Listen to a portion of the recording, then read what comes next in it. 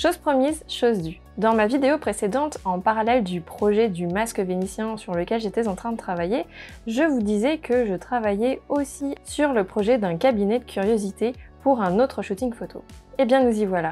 Pour rappel, le cabinet de curiosité, pour celles et ceux qui ne savent pas trop ce que c'est, ils ont fait leur apparition à la Renaissance et c'était en fait des lieux de collection, des lieux où on collectait des objets en tout genre qui devaient servir à l'étude du monde au sens large qui nous entoure. Du coup, on y trouvait tout un tas d'objets autour de la faune et de la flore, par exemple. Ça pouvait être des plantes exotiques, des coraux, des coquillages, des restes animaux comme des os, de la taxidermie. Et puis, on pouvait y trouver des objets archéologiques, des objets ethnographiques, des objets religieux et aussi des objets en lien avec des pratiques spécifiques comme l'astronomie ou la médecine. Enfin bon bref, c'était des objets qui étaient peu communs ou qui suscitaient intérêt et qui pouvaient être étudiés pour mieux comprendre le monde dans lequel on vivait et surtout les choses qu'on ne connaissait pas.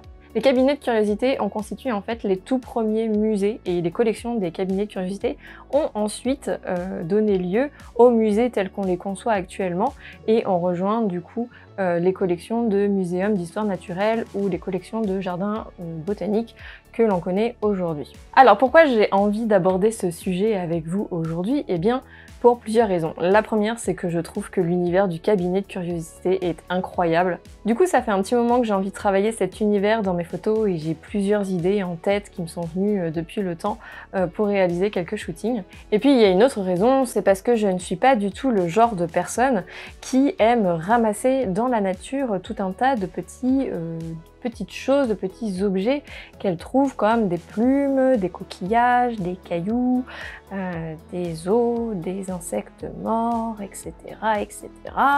Et je ne suis pas non plus le genre de personne qui a une étagère dans son atelier remplie de ses trouvailles, des choses un petit peu étranges, comme des mâchoires d'animaux, ou des dents, ce genre de choses. Eh ben si, voilà, vous savez tout, je suis ce genre de personne-là, j'aime collecter tout un tas de petites choses comme ça que je trouve dans la nature. Venez, je vais vous montrer.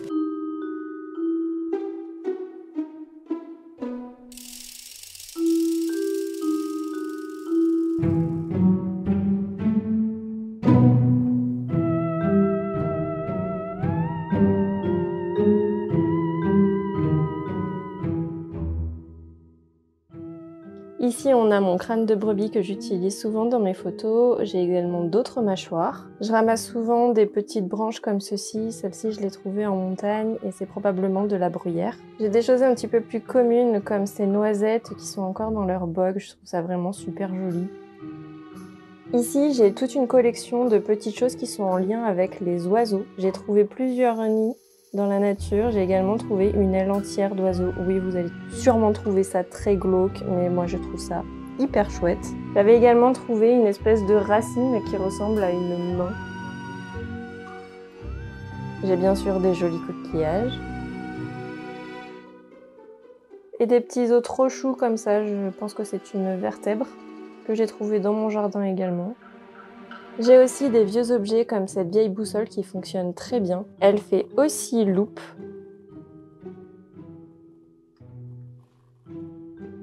Et puis dans les choses plus animales encore, j'ai des insectes morts comme des bourdons ou un papillon que j'ai trouvé récemment. Sachez que évidemment ces insectes, je les ai trouvés morts dans la nature, hein, je ne les ai pas tués. J'ai aussi des pierres comme cette jolie rose des sables que j'ai ramassée quand j'ai voyagé au Sahara pendant mes voyages scolaires. J'aime également beaucoup cette urne que j'avais trouvée dans une brocante et surtout ce petit livre qui regroupe les champignons.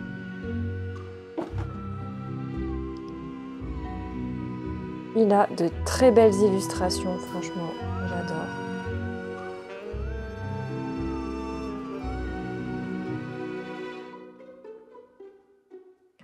Voilà un petit peu mon étagère cabinet de curiosité que j'essaie d'alimenter quand je trouve de nouvelles choses. Il n'y a pas tout ici, mais voilà, ça vous donne un petit aperçu.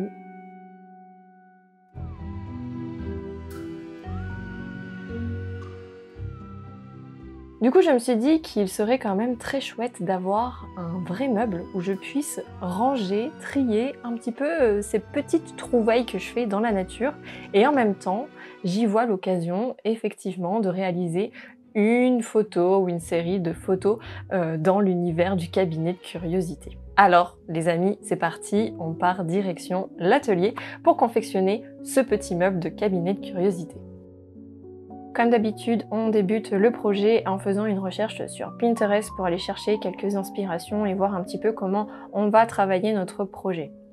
Je me suis arrêtée sur un format type petit meuble de bureau pour s'organiser. Je l'imaginais donc avec une multitude de petits tiroirs dans lesquels je pourrais ranger et trier toutes mes petites trouvailles naturalistes et avec en plus un espace ouvert pour accueillir des fioles.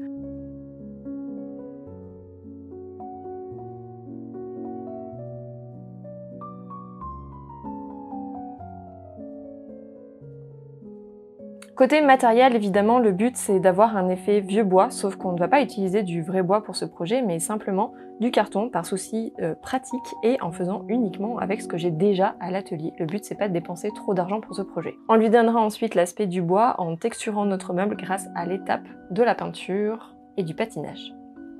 Une fois le projet un petit peu calibré et que je savais un petit peu où est-ce que je voulais aller, j'ai dessiné un gabarit à taille réelle pour avoir une idée de ce que ça allait donner en vrai, mais aussi pour étudier un peu en amont la disposition des espaces et les mesures de chaque élément composant le meuble. Ce gabarit m'a suivi ensuite sur toute la première partie du projet, à savoir la construction du corps de ce meuble.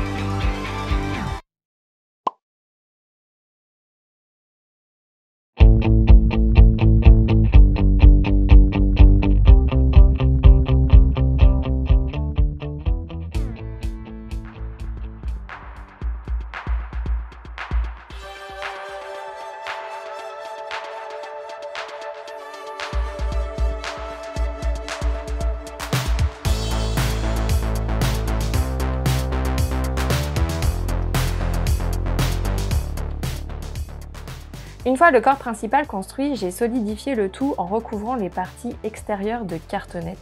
La cartonnette grise, qui est plus rigide et plus lisse que le carton marron classique, permet d'avoir une meilleure finition. J'en ai profité pour réaliser avec cette cartonnette une corniche et un soubassement afin de donner un peu plus de volume et d'esthétisme à ce cabinet de curiosité.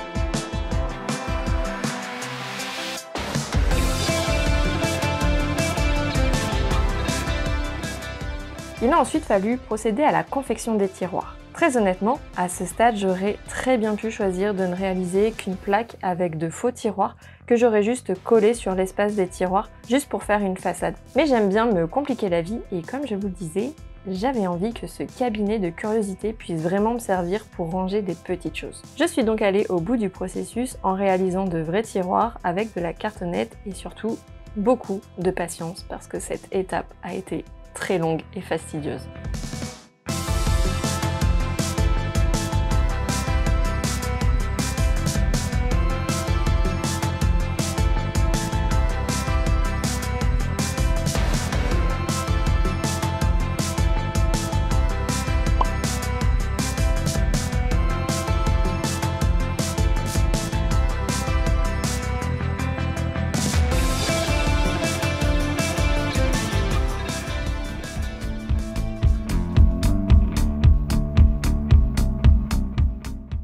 À ce stade, je pensais avoir terminé la construction du meuble et suis donc passée à l'étape de la peinture. J'ai d'abord appliqué une sous-couche noire sur le corps et les tiroirs et déjà, vraiment, ça prend un peu plus d'allure.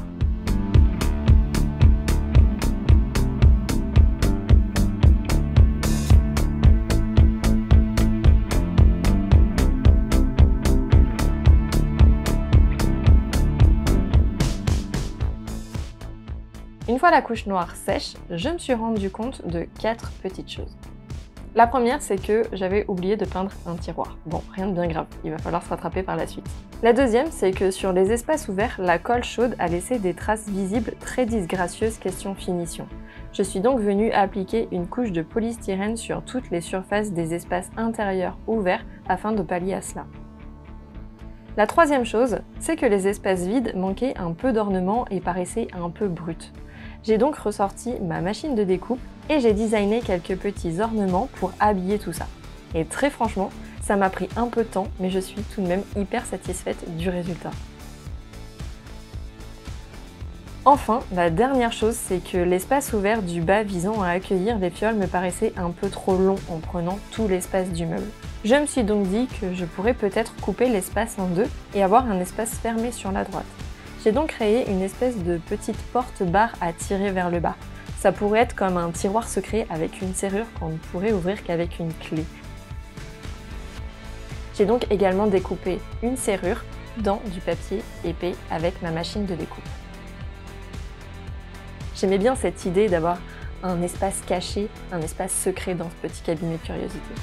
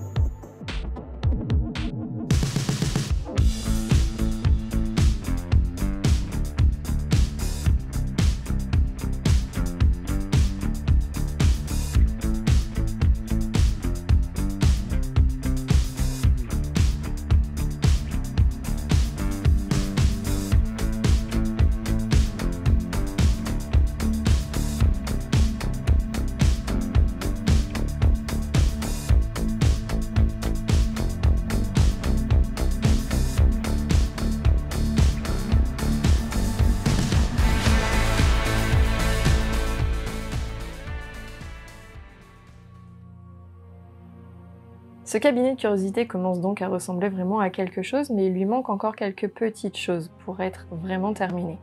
Pour chaque tiroir, je souhaitais réaliser de fausses étiquettes dorées afin d'en faire un vrai espace de rangement et de tri. Je les ai donc réalisées avec une perforatrice que j'avais déjà à l'atelier et du papier épais. Je les ai ensuite peintes avec de la peinture dorée et je les ai patinées un peu pour leur donner un effet sale et vieilli.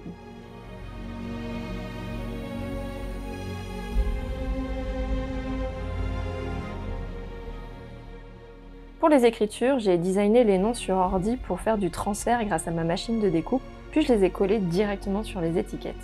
Et franchement, je suis trop contente du résultat là aussi parce que je trouve que ça fait vraiment petite étiquette de cabinet de curiosité quoi. J'ai choisi aussi d'écrire les noms en anglais, d'une parce que c'est quand même vachement plus classe d'écrire en anglais, et de deux parce que je compte réutiliser ce meuble pour mon projet photo La fin est proche, où certains des personnages ont des origines anglo-saxonnes. Cela fera sûrement l'objet d'une prochaine vidéo, donc suivez juste la suite des vidéos.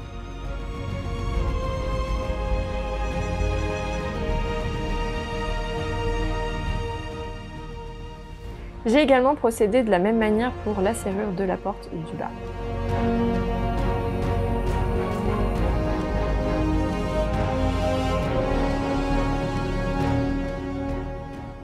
Puis j'ai réalisé des petites poignées rondes avec des perles et des petites boules d'argile auto-durcissantes et je les ai peintes en doré comme pour les étiquettes.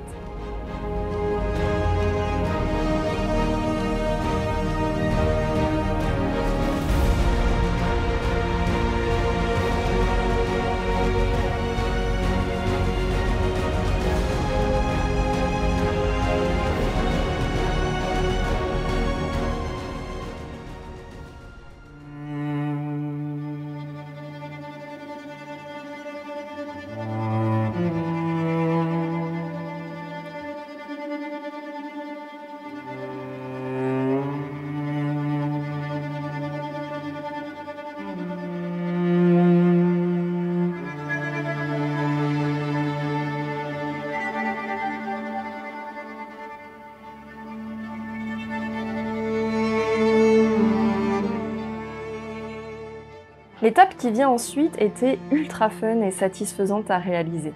Je me suis amusée à me balader dans mon jardin afin de glaner des choses qui pourraient me servir à remplir les petites fioles. Graminées, aigrettes, coquilles druides, coquilles d'œufs, enfin bref. Vraiment, je me suis éclatée.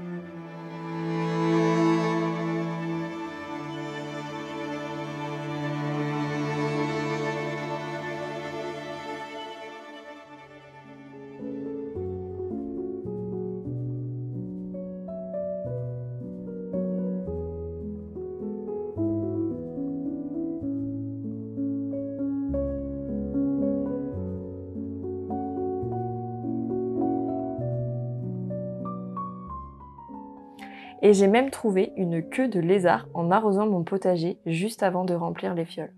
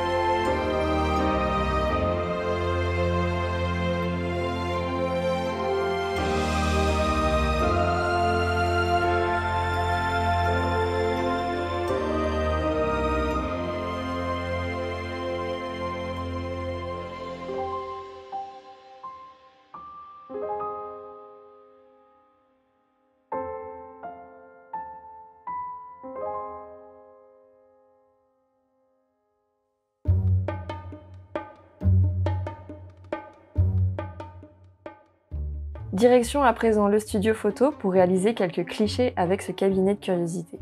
Pour cette photo, je voulais simplement réaliser une nature morte donnant à voir un espace d'étude, comme un bureau où l'on pourrait deviner que le propriétaire est un naturaliste, un collectionneur, un passionné de la nature et de son étude aussi bien animale que végétale. Pour les accessoires, j'ai donc fait avec ce que j'avais sous la main au studio et à l'atelier.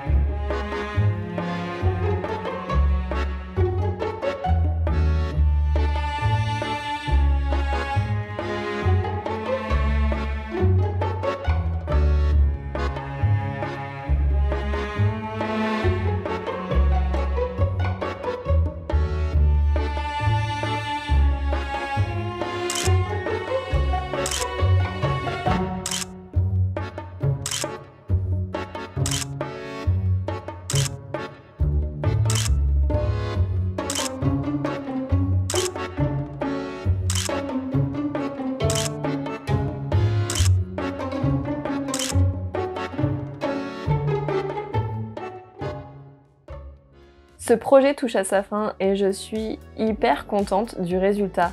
Il m'a pris un temps fou à réaliser, mais au final, je trouve qu'il a vraiment un vrai rendu cabinet de curiosité et avec franchement les petites fioles, les petites étiquettes, la petite serrure et la petite porte-barre. Trop cool!